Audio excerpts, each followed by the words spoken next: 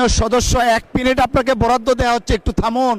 মাননীয় সদস্য, আপনি শুধু লন্ডন থেকে এখানে এসছেন, ইলেকশন করেছেন, অনেক কথা বলার আছে। We do understand that, considering all of the aspect 1 minute সময় অতিরিক্ত দেওয়া হলো। এখন বলুন আপনি দয়া করে। Thank you, thank you.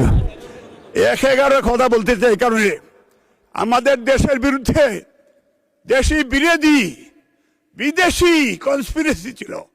আপনারা জানেন গত 15 বছর এই দেশের মানুষ সোজা দাঁড়াইতে পারে নাই। 19 বছর এই দেশে এই যে বর্ডার ক্রস করে বিডিআর মেসাকার এই দেশের বিরুদ্ধে ষড়যন্ত্র করে, এই দেশের মুসলমান হিন্দুর বিরুদ্ধে, এই দেশের খ্রিস্টানের বিরুদ্ধে কনস্পিরেসি হয়েছে।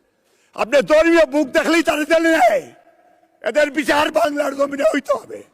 এদের জমিনার এই দেশের গণতন্ত্র পুনরুদ্ধারের লড়াই।